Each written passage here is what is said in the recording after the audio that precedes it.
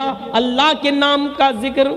آج ہم ہیں، مسلمان ہیں، الحمدللہ مومن ہیں، اسلام کے ماننے والے ہیں، لیکن اللہ کا ادب اور احترام یہ ہے کہ مؤذن اذان دے رہا ہے، مسجد کی اونچائی پر کھڑے ہو کر اس کی آواز ہمارے کانوں میں آ رہی ہے، اللہ اکبر اللہ اکبر، یہ آواز ہمارے کانوں میں آتی ہے، لیکن مسجد ہی کے بغل میں چائے کی ہوٹلوں پر ہم بیٹھے ہوئے ہیں، ہم چائے پی رہے ہوتے ہیں، جماعت ہو رہی ہوتی ہے لیکن ہم چائے پی رہے ہوتے ہیں، جماعت ہو کر نماز سے مسجدوں سے نکلتے ہوئے نمازی نکل رہے ہوتے ہیں، لیکن ہم کیرم بورڈ کھیل رہے ہوتے ہیں. میرے پیارے ساتھیوں، جب ہم مسلمان ہو کر اللہ کا نام آنے سے ہمارے دلوں میں کپ کپی پیدا نہیں ہوتی ہے تو غیروں کے دلوں میں کپ کپی کیوں پیدا ہوگی؟ جب ہم اللہ کا نام سن کر، اللہ کا ذکر سن کر جب ہمارے دلوں میں دہشت طاری نہیں ہوتی ہے تو غیروں کے دلوں میں دہشت طاری کیسے ہوگی؟ ہم اندازہ لگائیں اور ایمانداری کے ساتھ بتاؤ، روڈ پر مسجد ہے، کیا اس مسجد سے نمازی جب نماز پڑھ کے نکلتے ہیں تو کیا ان کی آنکھوں کے سامنے ہوٹلوں پہ چائے نہیں پی جا رہی ہوتی ہے؟ کیا ان کے سامنے کیرم بورڈ نہیں کھیلے جا رہے ہوتے ہیں؟ کیا ان نمازیوں کے سامنے مسلمانوں کی دکانیں نہیں کھلی ہوئی ہوتی ہیں؟ کیا صرف ان مٹھی بھر نمازیوں کے لیے مسجد بنی تھی؟ تمہارے لیے نماز معاف تھی؟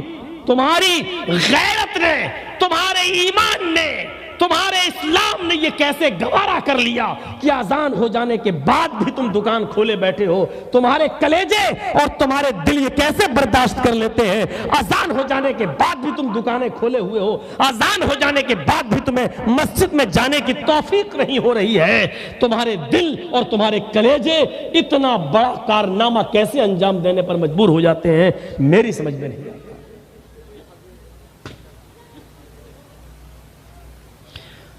انما المؤمنون الذين اذا ذكر الله وجلت قلوبهم.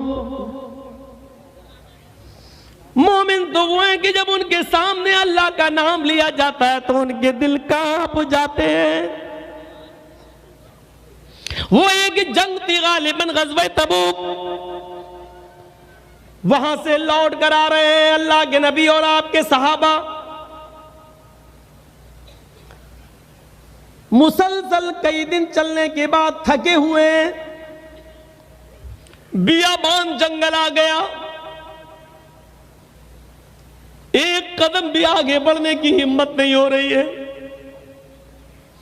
اللہ کے رسول تھوڑی سی اجازت دے دیجئے، ہم اپنے سروں سے امامہ اتار لیں، زمین پر بچھا لیں، تھوڑی دیر اپنی کمر سیدھی کر لیں. کئی دن ہو گئے مسلسل چلتے ہوئے، آرام نصیب نہیں ہوا. یہ گھنا باغ ہے، یہ گھنا جنگل ہے، درختوں کی بھرمار ہے، ہم ان درختوں کے سائے میں سو جاتے ہیں، تھوڑی دیر آرام کریں گے پھر چل دیں گے. آپ نے کہا ہاں میں بھی تھکا ہوا ہوں، چلو جس کو جہاں جو درخت ملے اس کے سائے میں آرام کر لیں. ایک دو ادھر سو گئے، ایک دو ادھر سو گئے، ایک دو ادھر سو گئے. اللہ کے نبی صلی اللہ علیہ وسلم کو بھی جہاں جگہ ملی ایک درخت کے سائے میں آپ نے وہاں چادر بچھا لی اور آپ کی جو تلوار تھی آپ نے اسی درخت کے اوپر لٹکا دی. لیٹ گئے، لیٹے تھے کہ سو گئے. صحابہ تھکے تھے گہری نیند میں. کچھ صحابیوں کو کھراٹے بھی آ رہے ہیں. جب آدمی زیادہ تھکا ہوا ہو تو اس کو کھراٹے زیادہ آنے لگتے ہیں. حدیث کی کتابیں یہ کہتی ہیں کہ کھراٹے اللہ کے رسول صلی اللہ علیہ وسلم بھی لیا کرتے تھے، لیکن آپ کے کھراٹے بہت زوردار نہیں ہوا کرتے تھے. اتنی تیز نہیں کہ بغل میں میری بیوی لیٹی ہو وہ بھی نہ سو پائے. ہلکے ہلکے کھراٹے اللہ کے نبی کو بھی آتے تھے اور شاید اس کی وجہ یہ تھی کہ دن بھر آپ دعوت و تبلیغ میں رہتے تھے، لوگوں کو سمجھاتے تھے، تھک جایا کرتے تھے، اور تھکن کے بعد نیند اچھی آتی ہے۔ ایک بدوی آیا، ایک اعرابی آیا، اس نے دیکھا کہ اس درخت کے نیچے محمد ابن عبداللہ سو رہے ہیں۔ چلو آج کام تمام کر دیتے ہیں، جھمیلا ہی ختم کر دیتے ہیں، اچھا موقع ہے۔ محمد کو زندہ یا مردہ لانے پر 100 اونٹوں کا لالچ ہے، 100 اونٹوں کا انعام رکھا گیا ہے۔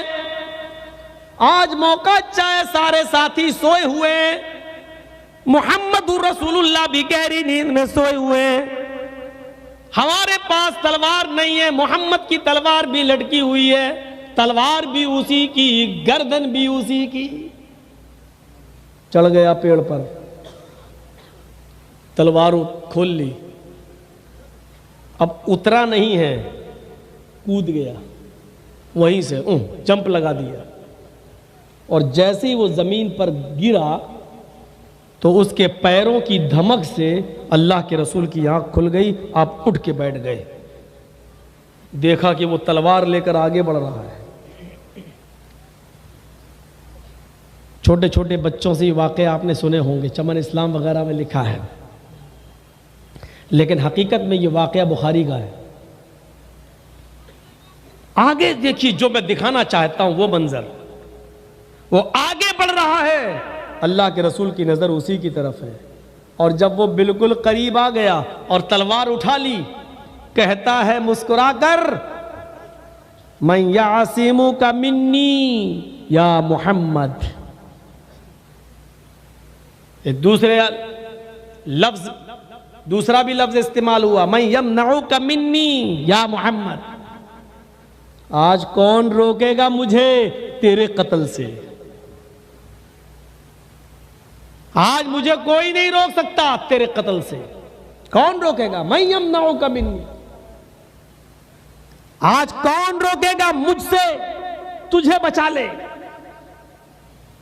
اور یہ لفظ بھی استعمال کیا گیا، من یعصمک منی، اے محمد صلی اللہ علیہ وسلم بتا آج تجھے میرے ہاتھ سے کون بچائے گا؟ من یعصمک منی، تجھے آج میرے ہاتھ سے کون بچائے گا؟ اللہ کے رسول نہ کھڑے ہوئے، نہ بھاگے، نہ چیخے، نہ چلائے، نہ دوڑے، اے صحابیو آؤ، یہ آدمی میرے جان لینے آیا، ارے مجھے مارنے آیا، اٹھو۔ آپ چاہتے تو اچھا موقع تھا، ارے 2-4 قدم تو بھاگ ہی سکتے تھے، چیخ بھی سکتے تھے، اٹھا سکتے تھے، لیکن آپ نے نہ اٹھایا، نہ بھاگے، نہ دوڑے، نہ چیخے، نہ چلائے، بلکہ جب اس نے پوچھا من یعصمک منی، بتا تجھے میرے ہاتھ سے کون بچائے گا، تو آپ نے بھی مسکرا کر جواب دیا، اللہ۔ بس کیا بولے؟ اللہ۔ کافر تھا لیکن اللہ کا پاور جانتا تھا۔ آج مسلمان ہیں، اونچی ٹوپیاں لگا لی ہیں قطب مینار کی طرح،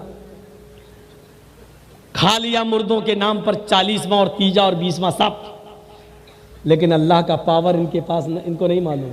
اللہ سے زیادہ پاور یہ ان کے ٹھیکیداروں کو دیے ہوئے۔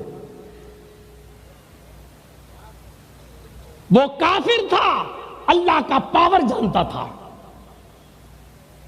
سنا کون بچائے گا؟ اللہ۔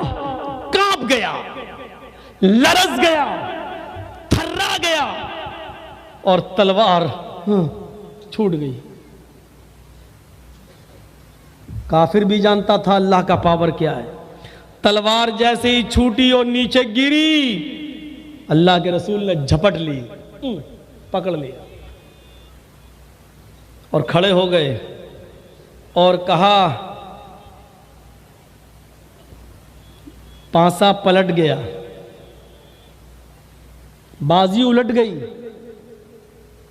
ابھی تک تلوار تیرے پاس تھی، اب میرے پاس ہے، اب تو بتا کہ تجھے کون بچائے گا؟ اللہ کرے کہ بھارت کی بازی بھی ایسی ہی پلٹ جائے،